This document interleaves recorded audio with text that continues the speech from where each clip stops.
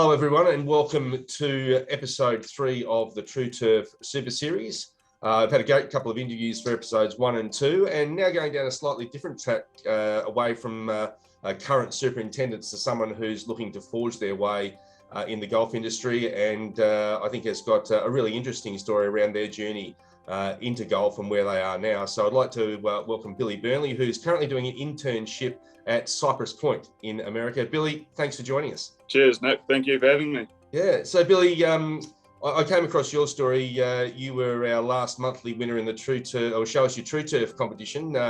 A photo that we saw of one of our rollers sitting out on a green at Cypress Point, and I went, wow, that looks amazing. It must be amazing to actually be there and being able to work there. Yeah, it's a pretty unreal place. I mean, myself and the other intern were actually out rolling, and I said to him, I told him about this competition. I said, you got to run up there and take this photo. And so he did. And then I took one with him on 16. I mean, I was out on 15 and you cross the road and you get out to 15, 16, 17 and it's something different. It's actually completely different. You can't even explain how it is. And the pictures, you see online and that we take and the few that we do post, it doesn't do it justice for what it really is. Well, we'll come back to Cypress Point a little bit later, but to start off, you've started your journey in turf and done an apprenticeship at Northland Golf Club in New Zealand. I think you finished that now. And what got you into golf agronomy or working in the golf industry? So I sort of left high school. It's a bit of a long story, back in 2010, and sort of went into the hospitality side of it, decided that wasn't for me, was playing lots of golf, spoke to the super at my local golf course, Malcolm Wells at Manawatu, and just said, do you have a couple of extra days work, raking or, just lugging branches or something just to get me outside? And he said, we might have something a bit more permanent. So I kind of did that and got on there for 3 or 4 days a week, which was good fun. And then went overseas for 3 years, and I actually went to the Open at Royal Birkdale for 7 days, not having a clue what I was going to do when I got home, and sort of really enjoyed that and actually got out to play it and saw St Andrews and went over to Portugal, saw a couple of other courses, the Belfry, and from that sort of stage I was just like, I think, enjoying playing golf, it would be great to actually be preparing these courses. And then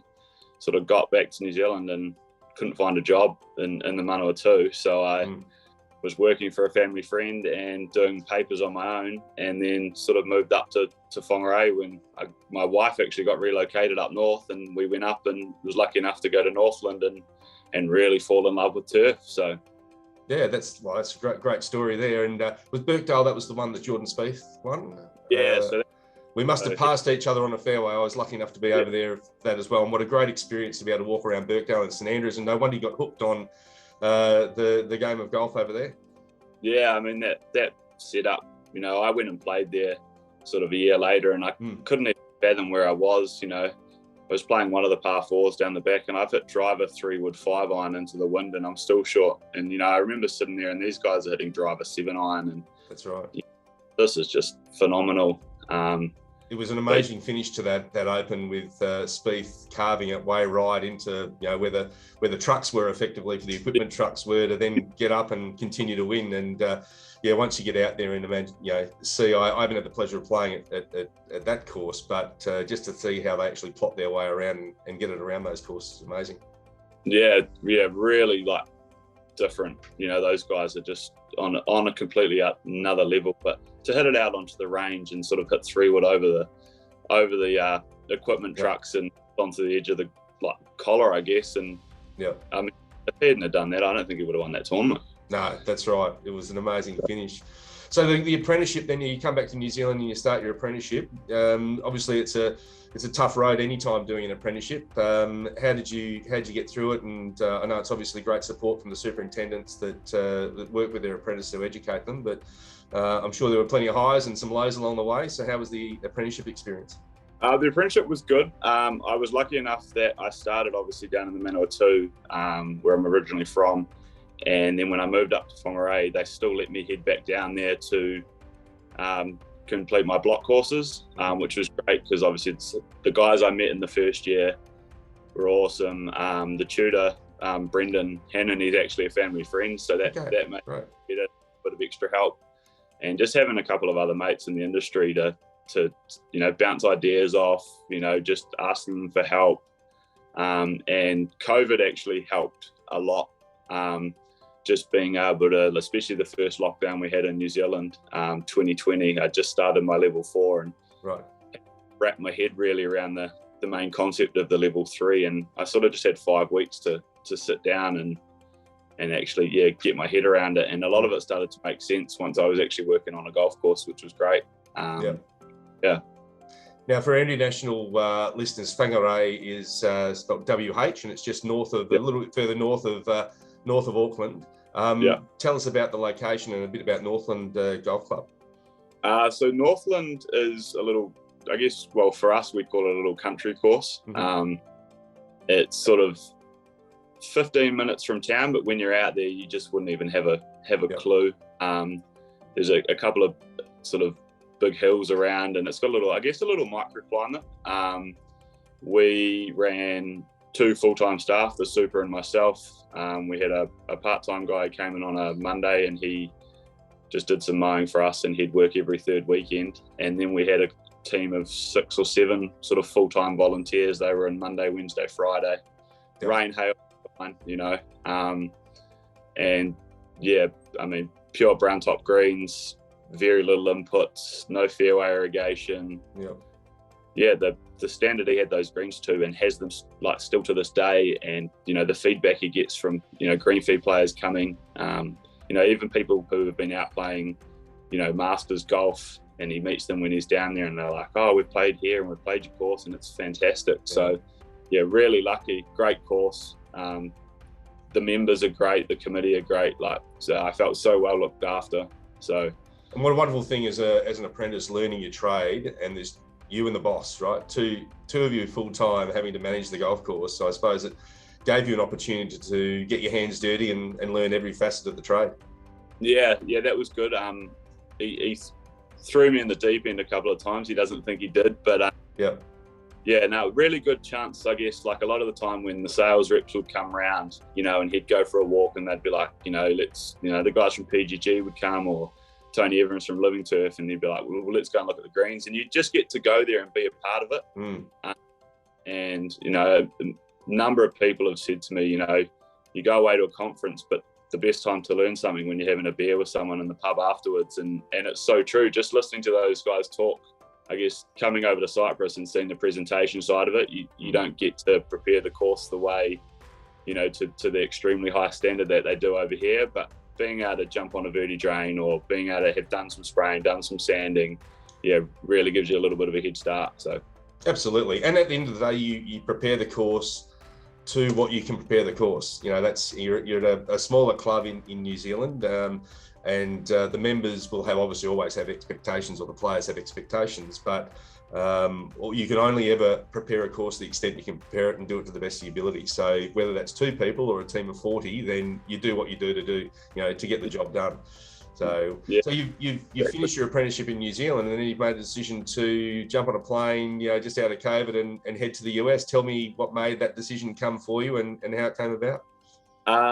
So 2020, I think probably August or September, I got an email from Kelly Rose saying, there's this program, Ohio program, Mike O'Keefe's going to have a Zoom call, jump on, have a listen, see what you think, no harm. So jumped on that, had a listen, thought this seems quite good. And then he threw the spanner in the works saying, 19 to 29-year-olds kind of thing, or 19 to 30-year-olds single. And I'm going, counting me out. So sort of emailed him and said, this sounds really good. My wife's on board. Threw it all out there for him, and he was like, cool, we're not doing an intake. Let me know in October when you're finished, and we'll go from there. So sort of a year went by, and I was going, well, maybe I don't go, looking at building another house and doing all of that. So I got in contact with him and applied, and, went 2 or 3 weeks sort of went by, and hadn't heard anything. So I was sort of like, oh no, none of this is happening. And I get an email from him, and It was the 19th of November, and he goes, look, I've WhatsApped you on the 4th, the 5th, and the 6th of November, and I haven't heard anything. Like, what's going on? I've found your placement. So this is 5 o'clock in the morning. I've woken up to this email, and I've rung him at 5:30, and I'm rubbing my eyes, and he's gone like, do you really want to be doing this? And I said, yeah, I'm still committed. You know, he goes, cool, because I've been in contact with the guys at Cypress Point, and you know, they're keen to get in touch and sort of see what it's all about and see what you're all about, and we'll go from there. And so, yeah, it was just a matter of, I guess, getting in touch with Mike and talking to a couple of other guys who had done the program. I was lucky enough, there was another guy, George Signal, who'd actually been to Cyprus during COVID. Got in touch with him, and he's had nothing but good things to say. So I thought, you know what, I'm 30, but let's go and do it and see what happens. And yeah, I mean, I've been here 12 weeks now, and I've learned in the last 12 weeks, I've learned just as much as I did in my 3-year apprenticeship. That's great. So the Ohio State university program, tell us a little bit about that for those that may not know it. And obviously, it's a massive campus there. I've seen some of your comments on Instagram about the size of the buildings and those sort of things. So tell us a bit about the program. So the program itself supposedly comes under the branch of Ohio State University, but it's funded separately. So basically, it's just they have an inbound and an outbound, and they are offering people like me, you know, people from Aussie, there's a few English guys, there's a couple of girls from Zimbabwe actually come out to work on some golf courses.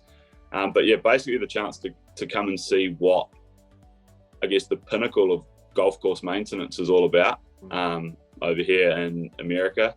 Most of the time it's 7 months, 12 months or 18 months, and you 9 out of 10 times get placed out on the East Coast, where they've just come out of winter. You get to do, you know, your spring renovation, and then go into summer, work your tournament, and then sort of 7 months, sort of say October, they sort of send you down to Texas or Florida, where it's a little bit warmer, and you know, you see out your last few months, or you go home depending on, you know, what you want to do. Which, I mean, even when I started my apprenticeship, I didn't even know that existed. It's advertised if you look in the right places. Well, that's great. And then you've, as you said, you got offered that position to be the intern at Cypress Point. Tell us a little bit about Cypress Point and working there. It's obviously, you know, one of the most preeminent golf courses in the world, some of the best views off a golf course as well in the world. Tell us what it's like. Yeah, I can't get into too much detail. No, absolutely. No, only don't give away too many secrets. Absolutely. Yeah. So, I mean, we run, Jeff Marco, the super, he's been there nearly 30 years, or might be 30 years.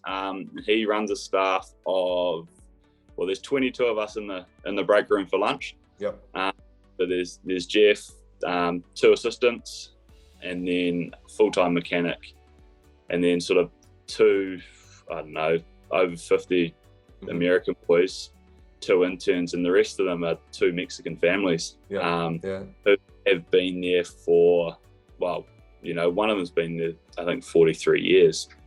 You know, so he's been there since basically day dot. But the property itself is, it's phenomenal. I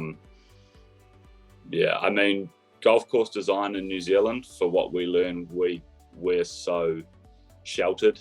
You know, you talk to these guys and they're Mackenzie, this, Doak, that, you know.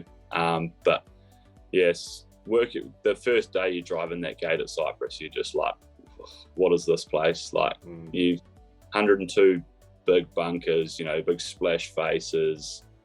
I mean, pure poet greens that just, you know, run at 12 all the time. Yeah. Even when we get out, you know, we played about a month ago, and we're coming down 18 at sunrise, and you're putting the ball on 18 green, and it's still rolling like it was just been freshly rolled in the morning. So so you do get the opportunity to go out there and have a game as a member of staff. You do. You get the assistants to sort of ring up the shop and go, you know, how's employee golf looking? They only need sort of let a certain number of people out. But yeah, real privilege to be out there, like working. And playing is, I've been out a handful of times already, but you can never play well around there because you just get lost in the moment, you know. Yeah, well, I'm sure there's plenty of envious people listening here. One, that you're working there, but two, that you've had the opportunity to play, because just such a wonderful stretch of coastline. I've had the opportunity to drive past the front gate at Cypress, and that was as close as I've got, but played at Spyglass and have visited Pebble, but just such a wonderful stretch of golf along that coastline, let alone the views, but the golf courses as well. And obviously the people are very friendly there too. Yeah, the people are great, actually. I got invited out to one of the Mexicans' family had a quinceañera, which is a 15-year-old daughter's birthday party, and apparently wedding, and I was like, whatever, you know, they're just winding me up, and I've turned up, there's about 600 people there.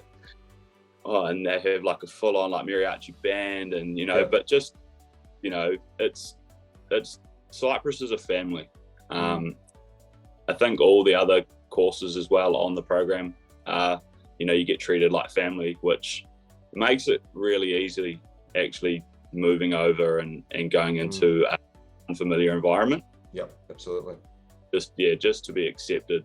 And so how long are you going to still be at working at Cypress for, or do you get to go to another golf course as well while you're over there? Yeah, it's a bit back and forth at the moment. I've got to meet Bill Core and Ben Crenshaw about a month ago, coming in and looking at doing some restoration work back to sort of how Mackenzie had it in the 30s. We actually did a couple of weeks ago, we renovated a bunker, which will be quite cool, or which was cool, but the other stuff, the other projects will be quite cool. So I think there's some teas or something like that. I'm not really in the know. I just get told where to go.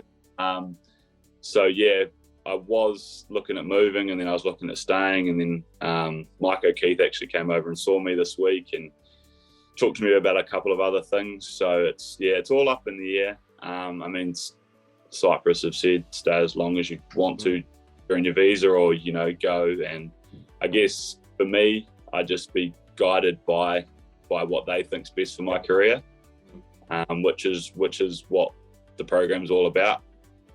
So tell us a bit about your plans for your career, I suppose. What do you see yourself doing in the future? That's the big question. I think I've been asked ever since I sort of let slip that I was heading over to the States. So I probably head back to New Zealand in April. My big grand plan of staying for 18 months apparently the government over here doesn't agree with that. I'll head back in April. There's a conference, Turf Days conference, start of April, which was cancelled this year because of COVID, which I'd be keen to get into, just to do some networking, and you never know, someone over there might be my next employer. And then I'll head back up to Whangarei, maybe live in my house for a few months that's currently being built. And maybe get back in the wife's good books. Is the wife over there? Is your wife over there with you, or is she back in New Zealand? She's back in New Zealand, working away. Looking after the house build, and she's actually coming over in September, which is lovely. Cool. That's great. But so get back in her good books. I think running away for a year is probably. What's your wife's name? Tara. Tara, he's doing a great job, and I'm sure he'll be coming back soon to give you a hand. But that's great that she's been able to support you through this journey. That's sensational. It made the whole journey easier having her like being really supportive and actually encouraging to do it. I think the few times I've sort of thought, I don't want to do it. I mean, I had problems with my flights on like just arriving, and sort of had 11-hour layover at LA, then a delayed flight, sort of sat in the airport at Charlotte for 8 hours, and I thought, you know what, I'm just going to get home. I've had enough already. I think hopefully getting into a senior greenkeeping role or an assistant role in New Zealand, sort of not really phased where at the moment, but it's going to have to be under the right person, I think, to extend the knowledge. like that they can give me, because I think I've only been in the industry a short time, so trying to cram as much in as possible, and then hopefully in the next 5 years take that next big step and start making some decisions on some golf courses and that's great. Make a name for myself as the climate's changing. Well, that's right, and I think you mentioned just as we were preparing for this conversation that normally it's was it the June gloom over in over at along the Monterey Peninsula at the moment with fog rolling in. It's the first fog you're getting for the season over there. So maybe things are changing in the climate, but we've got to be aware of those as we move forward. Yeah, I'm not sure they're happy that the fog's not rolled in. I mean, there's 7 golf courses on a reclaimed water reservoir, and everyone's putting out bombs every night because it's just dry and windy. So, but that'll be a really exciting sort of time to actually start taking over a course, is when people start actually thinking more about the environment and obviously, everyone's talking about potentially in 30 years time there's going to be a water shortage, or 50 years time, and so species of grasses and things like that's one thing that really sort of excites me about this industry, is that it's going to be forever changing. So very much, and sustainability is the key thought process at the moment. And as you say, the industry that we're in and that you're working in on a day-to-day basis, the information that's shared between superintendents and the superintendents associations is just sensational. How everyone collaborates together and looks for these opportunities to think about sustainability and how the future of golf will be managed. Yeah, and I guess with it being such a tight-knit industry as well, everyone's willing to help each other out, and no one wants to see golf courses go under or anything like that. So, I mean, just the way science is going, we'll be eventually probably growing Bermuda and Cooch and bloody freezing temperatures. Who knows? Yeah, who knows? Yeah, that's right. And you got the going to Cypress, got the opportunity to jump on our Tru-Turf rollers over there. So how was that experience? The first time out there, thrown into the deep end, I think. Yeah, so that was quite good actually. One of the Mexican boys sort of gave me the run through and then sort of let me loose, and never been on a Tru-Turf before. Didn't realise that rollers could be smooth actually. The one at Northland was a bit of a rickety old thing, but it was wonderful. It was, you see them on TV all the time, and it was a bit of a fanboy dream come true actually to sit on one. And actually the first day I got to roll greens, the assistant who was on for the weekend came in and he goes, "Your countrywoman's out there playing." And I was kind of like, what do you mean? He goes, "Lydia Coe's just teed off." And we were wow. I jumped on the phone and texted my old super. I said, "I've just rolled greens for Lydia Coe." And he goes, I've just cut greens for the Sunday haggle, don't worry." The roll was pretty sweet. So yeah. How often are you rolling there at Cypress? I suppose it changed without giving away any secrets again, but is it a regular program of rolling?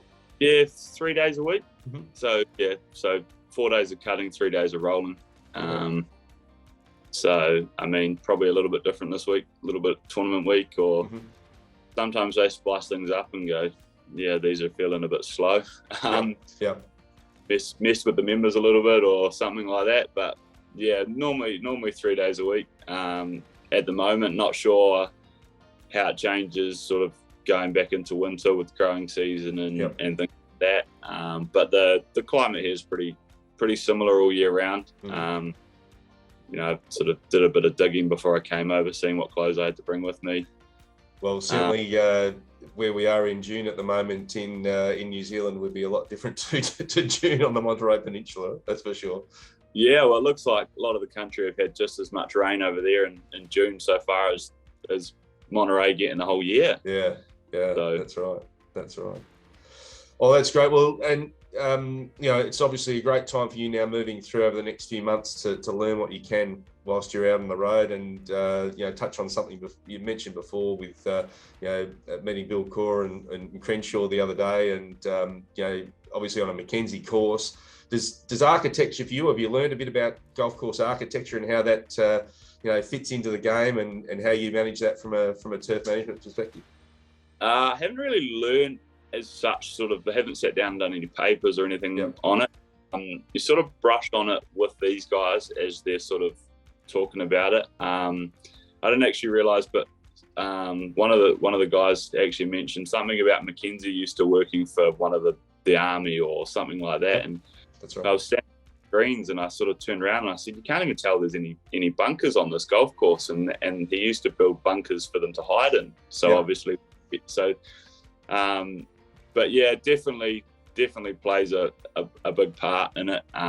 When you actually sit there and you see the old photos and see how it's changed over time with top dressing and yeah, there's a few slopes there that they've pointed out that aren't as big as they used to be around the greens. So yeah, I think that's one thing that I've really enjoyed since I've been here is they do really try and not drive it into you, but it does get tossed around all the time.